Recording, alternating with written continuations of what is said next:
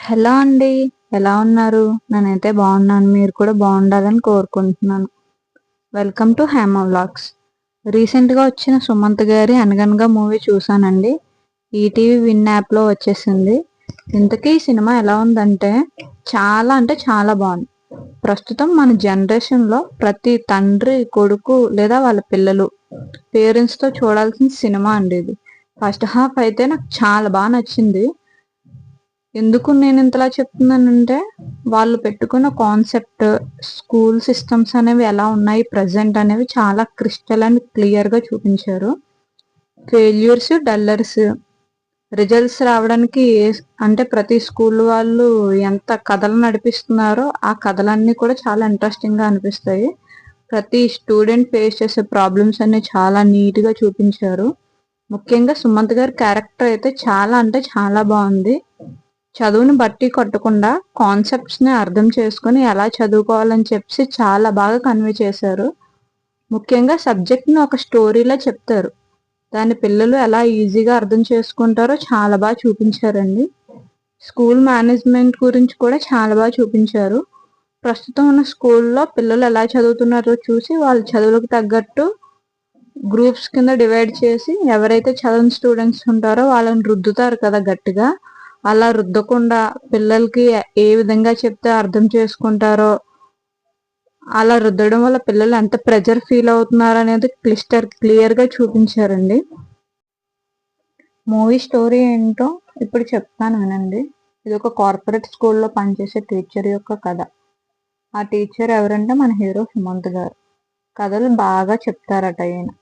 ఈ టీచర్ చిన్నతనం నుంచి ఏ స్కూల్లో కథల పోటీలు జరిగినా ఇతనికి ఫస్ట్ ప్రైజ్ వచ్చేది. స్కూల్లో టీచర్స్ అందరికీ ఇతనే బెస్ట్ స్టూడెంట్. క్లాస్లో ఉన్నప్పుడు ఇప్పుడు కూడా బుక్స్ ముట్టుకునేవాడు కాదు, కానీ ఆ క్లాస్కి అతనే టాపర్. ఇతనికి ఉన్న తెలివికి టీచర్స్ అందరూ ఏ డాక్టరో ఏ ఇంజనీరో అయిపోతాడు అనుకునేవారు. కానీ ఆయన ఒక కార్పొరేట్ స్కూల్లో టీచర్గా వర్క్ చేస్తున్నారు. ఈ కార్పొరేట్ స్కూల్ చైర్మన్ తన స్కూల్లో చదివే ప్రతి ఒక్కరూ ప్రతి సబ్జెక్ట్లోనూ 100% మార్క్స్ తెచ్చుకోవాలని, పిల్లలు డిసిప్లిన్లోనూ, తన స్కూల్లో ఉన్న ప్రతి స్టూడెంట్ ఇంగ్లీష్లోనే కమ్యూనికేట్ చేయాలనుకునేవాడు. అయితే మన సుమంత్ సార్ మాత్రం కంప్లీట్గా ఆపోజిట్. పిల్లలు ఎప్పుడు వారి సబ్జెక్ట్ని బట్టి పట్టడం కాకుండా కాన్సెప్ట్ అండ్ సబ్జెక్ట్ని అర్థం చేసుకుంటే జీవితంలో సక్సెస్ సంపాదిస్తారని గట్టిగా నమ్మేవాడు. ఈ స్కూల్లో ఈ టీచర్ చెప్పే సబ్జెక్ట్ పేరు పర్సనాలిటీ అండ్ డెవలప్మెంట్. అయితే ఇతని ప్రవర్తన వల్ల ఈ స్కూల్ అట్మాస్ఫియర్ పూర్తిగా పాడవుతుందని అక్కడ టీచర్స్ ఆ స్కూల్ ప్రిన్సిపల్కి కంప్లైంట్ ఇస్తారు. ప్రిన్సిపల్ ఈ సార్ని తన ఛాంబర్కి రమ్మని పిలిపించుకొని ఆ టీచర్స్ ఇచ్చిన కంప్లైంట్ గురించి అడుగుతుంది. ఈ బిహేవియర్ వల్లే నువ్వు ఇంతకు ముందు పనిచేసిన ఏ స్కూల్లోనూ ఎక్కువ రోజులు ఉండలేకపోయారు, కనీసం ఎక్కడైనా మీ సబ్జెక్ట్ వరకు మాత్రమే కన్సర్న్ అవ్వండి అని సార్కి చెప్తుంది. పిల్లలకి ఎగ్జామ్స్ జరిగే ఈ నెల రోజులు మీ సబ్జెక్ట్ లేకపోయినా పర్వాలేదు, సో మీ క్లాసెస్ వేరే టీచర్స్ తీసుకుంటారు అని చెప్పి ఈ సార్కి ఆఫీస్ వర్క్ అలర్ట్ చేస్తుంది స్కూల్ ప్రిన్సిపల్. ఎందుకు ఆమె ఎవరో కాదు, ఈ సార్ యొక్క భార్య. ఆ స్కూల్లో కొంతమంది పిల్లలు తమ తోటి విద్యార్థులతో ఇంగ్లీష్లో కమ్యూనికేట్ చేయలేక చాలా ఇబ్బంది పడుతూ ఉంటారు. టీచర్స్ చెప్పే పాఠాలు అర్థం కాక, బట్టి పట్టలేక, టీచర్స్ అడిగే క్వశ్చన్స్కి ఆన్సర్ చేయలేక తమ తోటి పిల్లల దగ్గర చాలా చులకనగా చూడబడతారు. ఇదంతా చూస్తున్న ఆ టీచర్ మనసులో బాధపడుతూ మౌనంగా తన పని తాను చేసుకుంటూ పోతుంటాడు.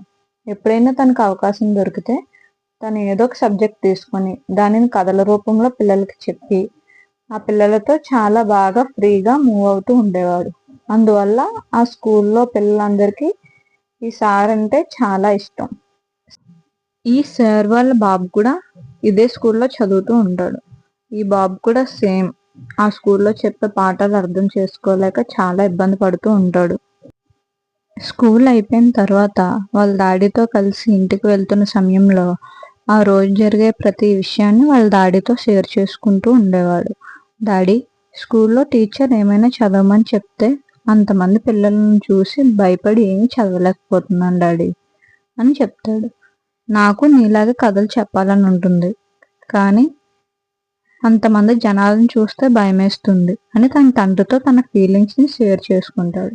అప్పుడు ఆ సార్, ఏం పర్వాలేదు నాన్న, నువ్వు కూడా ధైర్యంగా అందరి ముందు మాట్లాడే రోజు వస్తుందని తన కొడుక్కి కాన్ఫిడెన్స్ ఇస్తాడు.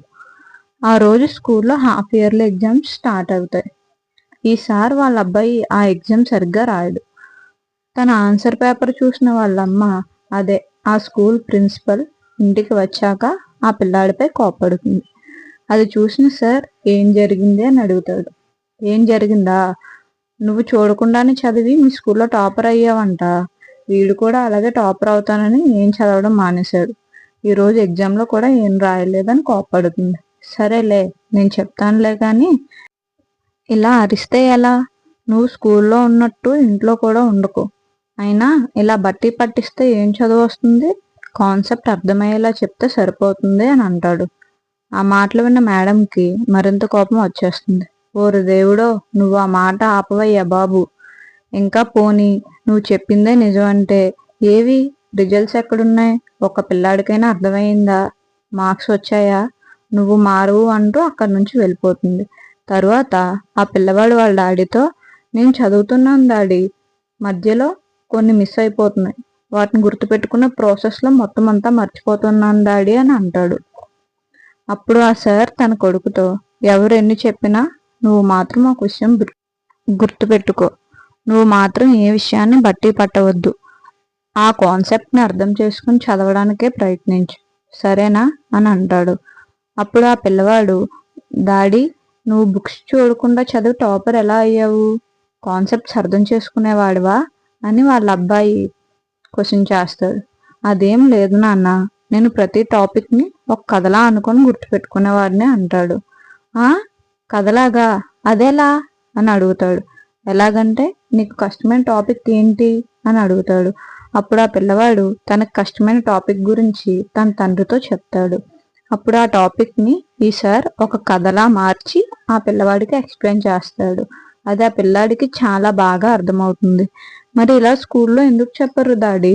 నువ్వు స్కూల్లో చెప్తే చాలా బాగుంటుంది డాడీ, అన్ని సబ్జెక్టులకి నువ్వే వస్తే ఇంకా బాగుంటుంది డాడీ అని వాళ్ళ డాడీని గట్టిగా కౌగిలించుకుంటాడు. ఆ రోజు చైర్మన్ సార్ ప్రిన్సిపల్ని తన క్యాబిన్కి పిలిపించుకొని, నేను మిమ్మల్ని 100% రిజల్ట్స్ అడిగాను, మీరు నాకు 60% రిజల్ట్స్ ఇచ్చారు. ఇది మీకు ఇంటర్నేషనల్ స్కూల్ అని గుర్తుందా? దీన్ని నేను ఏమాత్రం టాలరేట్ చేయలేను. మీ సొంత కొడుకు కూడా ఫెయిల్ అయ్యాడు, అయినా మీ సార్ని కూడా అనాలి, ఎప్పుడూ కథలు కథలు కథలు అంటాడు అని తిడతారు. మీరు ఏం చేస్తారో నాకు తెలియదు. ఈ పర్సంటేజ్ మాత్రం ఫైనల్ ఎగ్జామ్స్లో రిపీట్ కాకూడదని వార్నింగ్ ఇస్తారు. చైర్మన్ తనని అంతలా తిట్టేసరికి మంచి మంటపై ఉన్న ఆ ప్రిన్సిపల్ మేడం ఆ రోజు ప్రేయర్ అయ్యాక హాఫ్ ఇయర్లీ ఎగ్జామ్స్లో టాపర్ స్టూడెంట్స్ అందరికీ టాపర్ బ్యాడ్జెస్ ఇస్తుంది.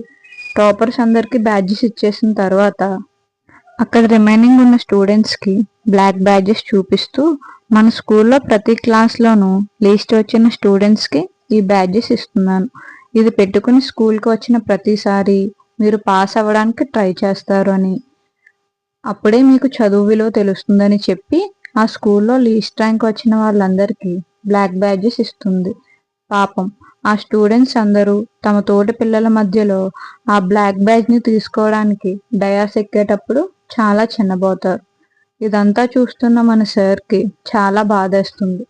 కోపంగా ప్రిన్సిపల్ మేడం గారి దగ్గరికి వెళ్ళి, మీరు ఏం చేస్తున్నారో మీకు అర్థమవుతుందా? టాప్ మార్క్స్ వచ్చిన పిల్లలకి మీరు ఏమైనా చేయండి, కానీ తక్కువ మార్క్స్ వచ్చిన పిల్లల్ని మాత్రం ఇలా ఫెయిల్యూర్ బ్యాడ్జెస్ ఇచ్చి అందరి ముందు అవమానించడం కరెక్ట్ కాదు. ఇలా చేస్తే వాళ్ళ కాన్ఫిడెన్స్ దెబ్బతింటుంది. ఇంకా ముందు ముందు జీవితాన్ని ఎలా ఫేస్ చేయగలుగుతారు అని కోప్పడతాడు. ఇంతలో ఒక అతను పరిగెట్టుకుంటూ వచ్చి, మేడం, ఒక పిల్లవాడు సూసైడ్ చేసుకున్నాడని చెప్తాడు. వెంటనే వీరందరూ కంగారుగా అక్కడికి వెళ్తారు.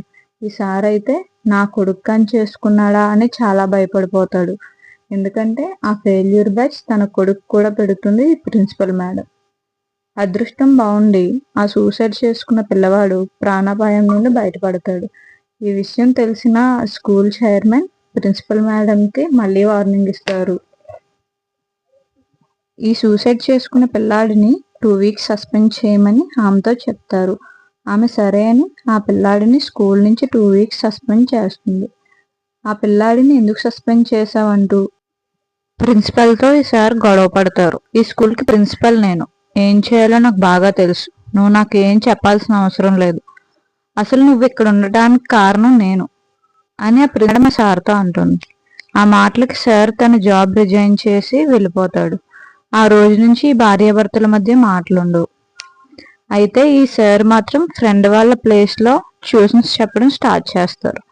ఆ ట్యూషన్కి స్కూల్లో ఉండే డల్లర్ స్టూడెంట్స్ అందరూ వస్తారు. తను ట్యూషన్ చెప్పిన ఈ స్టూడెంట్స్కి ఫైనల్ ఎగ్జామ్స్లో మంచి మార్క్స్ వస్తే తను స్కూల్ పెట్టాలని ప్లాన్ చేసుకుంటాడు ఈ సార్. అయితే ఫైనల్ ఎగ్జామ్ రిజల్ట్స్ రానే వస్తాయి. అందులో ఈ సార్ వాళ్ళ కొడుకుతో సహా ఫెయిల్యూర్ బ్యాచెస్ తీసుకున్న ప్రతి స్టూడెంట్ మంచి మార్క్స్తో పాస్ అవుతారు. ఈ విషయం తెలుసుకున్న చాలా మంది పేరెంట్స్ ఈసారి ఓపెన్ చేయబోయే స్కూల్లో తమ పిల్లల్ని జాయిన్ చేయాలనుకుంటారు. ఈ విషయం ఆ కార్పొరేట్ స్కూల్ చైర్మన్కి తెలుస్తుంది. ఈసారి స్కూల్ పెట్టాడంటే తన స్కూల్లో చదువుతున్న చాలా మంది పిల్లల్ని వాళ్ళ పేరెంట్స్ అతను ప్రారంభించబోయే స్కూల్లోకి తీసుకుపోతారని భయపడతాడు. అందుకని ప్రిన్సిపల్ మేడంని తన ఛాంబర్కి పిలిపించి, మీ హస్బెండ్ని తిరిగి మన స్కూల్కి తీసుకురండి, తనకు నచ్చిన సబ్జెక్ట్ ఎంచుకొని మన పిల్లలకి టీచ్ చేయవచ్చు, అతనికి ఆ ఫ్రీడమ్ నేను ఇస్తున్నాను, ఎంత శాలరీ కావాలో అది కూడా అతని చాయిసే, మీరు వెళ్ళి ఒకసారి మీ హస్బెండ్తో మాట్లాడండి అంటారు. ఆ మాట వినగానే తను చాలా సంతోషించి తన హస్బెండ్ ఉండే చోటుకి వస్తుంది. తనకు తెలియకుండా తను ఒక స్కూల్ ఓపెన్ చేస్తున్నాడని అర్థమైన ఆమె చాలా బాధపడుతుంది. మా స్కూల్ చైర్మన్ మంచి అవకాశం ఇచ్చారు, నీకు నచ్చిన సబ్జెక్ట్ ఎంచుకొని పిల్లలకి టీచ్ చేయమన్నారు, మంచి శాలరీ కూడా ఇస్తా అన్నారు, సో నువ్వు మళ్ళీ తిరిగి ఆ స్కూల్కి వచ్చేసే, మన ఇద్దరి లైఫ్ చాలా బాగుంటుంది అంటుంది. సార్ మాత్రం తిరిగి వెనక్కి వెళ్ళడానికి ఇష్టపడరు. మీ స్కూల్లో డల్లర్స్ అని ముద్ర వేసిన ప్రతి స్టూడెంట్ ఇప్పుడు ఎలా మంచి మార్క్స్తో పాస్ అయ్యారో ముందు అది తెలుసుకో, మీ స్కూల్లో చదువుతున్న పిల్లల్ని వాళ్ళ పేరెంట్స్ ఎందుకు మీ దగ్గర మాన్పించి ఇక్కడ జాయిన్ చేయాలనుకుంటున్నారో ఒకసారి ఆలోచించు అని చెప్పి పంపించేస్తారు. తిరిగి స్కూల్కి వచ్చిన ప్రిన్సిపల్ తమ పిల్లలతో మాట్లాడుతుంది, వాళ్ళ సమస్యలను తెలుసుకుంటుంది, పిల్లల దగ్గర వాళ్ళ పేరెంట్స్ దగ్గర ఫీడ్బ్యాక్ తీసుకుంటుంది. తను తీసుకున్న ఫీడ్బ్యాక్ ప్రకారం తప్పు పిల్లల్లో కాదు, వాళ్ళకు టీచ్ చేస్తున్న మాలోనే తప్పు ఉంది అంటూ ఆవిడ తెలుసుకుంటుంది. ఇదే విషయాన్ని ఆ స్కూల్ చైర్మన్కి చెప్తుంది. అతను మీరు చెప్పింది వినడానికి కాదు మేము ఉన్నది, మేము చెప్పింది మీరు వినాలి అంటూ కొంచెం ర్యాష్గా మాట్లాడతాడు. ఆ మాటలు కోపం వచ్చిన ఆ ప్రిన్సిపల్ తన జాబ్కి రిజైన్ చేసి తన భర్త నడుపుతున్న స్కూల్కి వచ్చి అతనికి సారీ చెప్తుంది. నాకు కూడా మీ స్కూల్లో ఏదైనా జాబ్ ఇస్తారా అని అడుగుతుంది. వేరే జాబ్ ఎందుకు, ఆ ప్రిన్సిపల్ జాబే ఇక్కడ చేయు అని నవ్వుతూ తన భార్యకి వెల్కమ్ చెప్తాడు. సార్ తన స్టూడెంట్స్కి బుక్స్లో ఉండే సబ్జెక్ట్స్ని కథల రూపంలో మార్చి వాటిని ఎలా ఎక్స్ప్లెయిన్ చేయాలో తన భార్యకి డీటెయిల్గా ఎక్స్ప్లెయిన్ చేస్తాడు. అదే టైంలో ఆ కార్పొరేట్ స్కూల్ చైర్మన్ వీళ్ళ స్కూల్ నడవకుండా గవర్నమెంట్ దగ్గర నుంచి స్టే ఆర్డర్ తీసుకొస్తాడు. ఈ భార్యాభర్తలు ఇద్దరూ కలిసి ఎడ్యుకేషనల్ మినిస్టర్ని కలిసి వాళ్ళ పిల్లలకి ఏ విధంగా క్లాసెస్ చెప్పాలనుకుంటున్నారో, సబ్జెక్ట్ని వాళ్ళు ఎలా కథల రూపంలో ఎక్స్ప్లెయిన్ చేస్తున్నారో, అలా పిల్లలకి టీచ్ చేయడం వల్ల ఆ పిల్లల నాలెడ్జ్ని ఎలా ఇంప్రూవ్ చేయొచ్చో చెప్తారు. ఆ ఎడ్యుకేషనల్ మినిస్టర్ చాలా వరకు వీళ్ళ మాటలకు కన్విన్స్ అవుతారు. త్వరలో నేను ఒక చోట ఒక చిన్న కల్చరల్ ఈవెంట్కి వెళ్తున్నాను, ఈ లోపల నువ్వు ఈ కథల ద్వారా పిల్లలకి ఎడ్యుకేషన్ ఎలా చెప్పాలనుకుంటున్నావో స్టోరీ రూపంలో ఒక ప్రజెంటేషన్ రెడీ చేయు, మీ పిల్లల్ని ఆ కల్చరల్ ఈవెంట్స్లో పార్టిసిపేట్ చేయమను, దాన్ని చూసి అక్కడ ఉన్న వాళ్ళందరూ కన్విన్స్ అయితే మీకు అప్రూవల్ ఇస్తాను అని చెప్తారు. ఆ మాట విని వీరిద్దరూ చాలా సంతోషిస్తారు. అయితే ఇక్కడ ఎవరికి తెలియని ఒక విషయం ఉంది, అదేంటంటే ఈ సార్ చాలా రోజుల నుంచి క్యాన్సర్తో బాధపడుతుంటారు, అంటే ఎక్కువ కాలం బ్రతకరు. అందుకనే కల్చరల్ ఈవెంట్స్లో తన కొడుకు ద్వారా రిప్రజెంటేషన్ చేయిద్దామని ఒక నిర్ణయానికి వస్తారు. దానికి తగ్గట్టుగా తన కొడుకుని ప్రిపేర్ చేయిస్తాడు. చివరికి ఆ కల్చరల్ ఈవెంట్లో తన కొడుకు చేత ప్రజెంటేషన్ ఇప్పించి అక్కడ ఉన్న అందరి చేత గ్రేట్ అనిపించుకుంటాడు. తర్వాత వాళ్ళ స్కూల్కి అప్రూవల్ వచ్చేస్తుంది.